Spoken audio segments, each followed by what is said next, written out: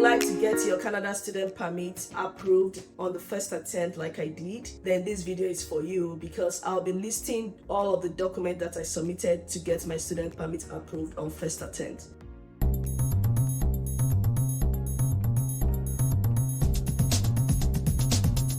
Welcome back to our channel, guys. My name is Roslyn. I'm a Nigerian YouTuber based in New Brunswick, Canada. I immigrated to Canada as an international student. In this video, I would like to let you guys know what I did to get my study permit approved. A little bit of background information. I did everything about my study permit, the getting of admission, submitting my application, every research. I did it on my own. So my application was a DIY application. I didn't have to use any agent. Every information I'm going to be giving you is based on the knowledge that I had when I submitted my study permit application, and I would like to share it with you guys today so that you can have adequate information required to submit your study permit application. If you go on the CIC website, there are 4 groups of documents that the CIC expects that you submit. I'll put the link in the description below. The first on the list will be proof of acceptance. It just basically means that your purpose of visit, you are coming as a student, right? You have to have an admission offer from any college or university in Canada, I mean post-secondary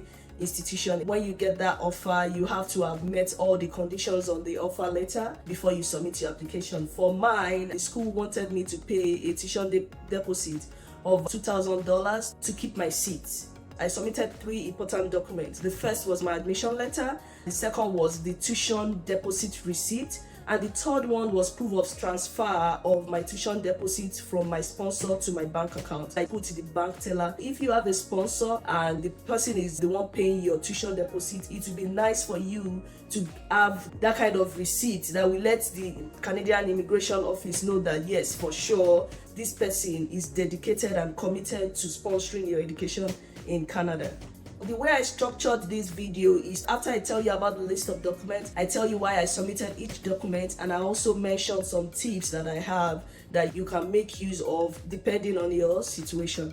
One tip I have for you under the proof of acceptance is to make sure that the course that you are going for is in one way or the other related to your background. By background, I mean is either related to your education or the employment that you are currently working in. Or if it's not related to your background, you should be able to write another letter that states why you are making this switch and how it's going to benefit you upon your return to Nigeria. That's a very important tip. You see people that just go for courses, maybe because you know that IT is raining and you don't even have any IT background, you decide to go and do an IT course. You have to be able to explain to the visa officer why you are making this switch and of what importance is it going to be to you after you return to your home country. I want to encourage you guys to keep watching because the set of documents I submitted under group 3 is very important. It will be coming right after this, so keep watching. The next set of documents that I submitted is under the category of proof of identity. I submitted my international passport, I submitted my birth certificate, and I submitted 2 most recent passport size photos. The tip I have for you here is make sure that all these documents you are submitting is very accurate. Like your name is how it's supposed to be, your first name, your second name, your last name is how it's supposed to be in your international passport and your birth certificate. Make sure that these 2 names, by all means, they match. Another tip I have for you is, guys, spend this money. Go to professional photographers to take these passport size photos for you. Don't do it yourself because you don't want any little thing that money can resolve to affect your application, right? Take the specification of the photograph with you. If you are looking for that link, I can add that link to the description below. Moving on, we'll go to the proof of financial support. This is a major one because studying in Canada is very expensive, right? The Canadian government doesn't want you to become a burden to the economy. This is a very important one, and I want you guys to pay close attention. Make sure you submit important documents that can show that your sponsor is dedicated and committed to sponsoring your education in Canada. So I'm going to be listing mine now, and I'll be talking about each and the reason why I submitted each of them. I submitted a 6-month bank statement, a 6-month pay stub, his work ID, his tax clearance certificate. I went far to get that document too, because based on research, I knew the importance of paying tax in Canada. Another thing I submitted, which is something that people miss, is a sworn affidavit of financial support. My sponsor signed it. That's just a way of the sponsor showing the visa office his commitment to my studies. This is one that I've seen that people don't usually submit, but it was Naira Land that I saw that. I just added it to my application, because you don't know, maybe that's the only thing that will make the visa officer say, yes, okay, this sponsor is eligible to send this lady to school. I submitted a letter of financial support for my studies.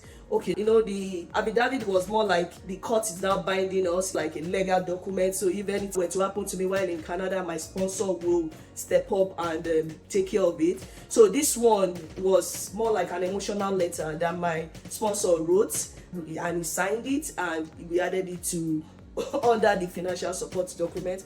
I think I want to even read some aspect of it. He said that I'm very humble, respectful, and I'm committed to my studies. He also said that he understands the details of the program and that it's going to cost me 25,000 Canadian dollars per year with tuition and living expenses. And he knows that the program was going to be for 2 years, that he's able to sponsor. He noted there that he believes that Canada will be beneficial to my studies and the growth of my career. In the last paragraph of the letter, he wrote that I'll be pleased if she's given the privilege to study in Canada.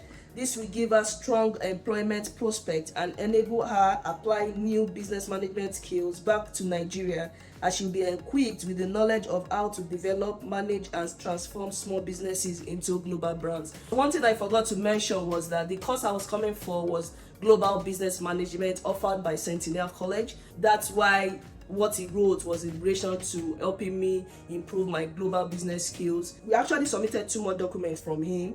That was his passport data page and his landed property documents. In total, I submitted about 8 documents for financial support. I went all in because I didn't want anything to happen. I've spent like more than a year planning on how to move to Canada. So this was a year of research, right? I got details from each person that I saw that submitted on Naira Land, and I was always writing it down and writing the reason why they submitted it. And by the time I wanted to package my application, I could tell that these 8 documents were sufficient to let the visa officer know that, okay, my sponsor is committed to sponsoring my study in Canada. So guys, the truth about this study permit application, everything is based on your situation, but I believe that if you replicate this document that I submitted, you stand a better chance of getting your study permit approved on the first attempt. What are the other tips I have? So the ending balance for my sponsor's bank statement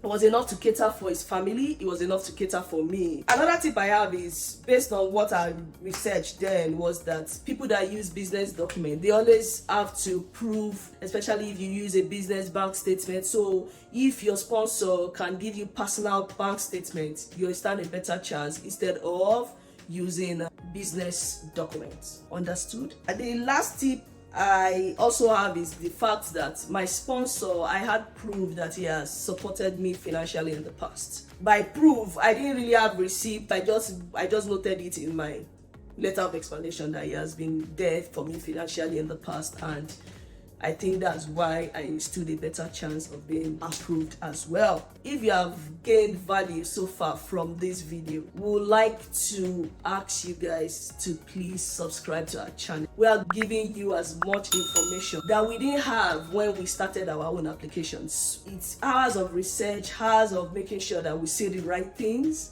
and all we ask you to do is to subscribe and share and like this video, because it helps us to want to continue to make this kind of content. So I'll give you guys 5 seconds. If you have not subscribed to our channel, subscribe now. 1, 2, 3, 4, 5. Let's get back to it. Thank you guys. So yeah, the last set of documents is your letter of explanation. So letter of explanation is very wild, and I think I'm going to make a separate video explaining and breaking down my letter of explanation for you guys, making sure that you understand those things that you should add to letter of explanation and those things that you should remove. So this is another reason why you should subscribe, guys, so that you don't miss that video. The documents that I submitted were my degree certificate, my NYC certificate, my current employment letter, a letter of introduction from work, my fixed deposit account statement. Yeah, I had some money then. I also submitted my work ID. I submitted work IDs of my parents. I submitted that because of tithes, right? I also submitted school ID and work ID of my siblings. I submitted my parents' marriage certificates. I submitted their landed documents and pics with my parents and sponsor to show that we are family. Other required immigration documents. All I want you guys to do under this one is to make sure that you fill the information in as accurate as possible. If you have been denied visa before, write it there that you have been denied. Don't say no. Guys, make sure that you don't lie on your application, on your immigration document application, so that you stand a better chance of getting your study permit application approved on the first attempt. This is going to be the end of this video, and I hope I've been able to give you as much information as you require. Like always, our comment section is always open and we answer any question to the best of our knowledge.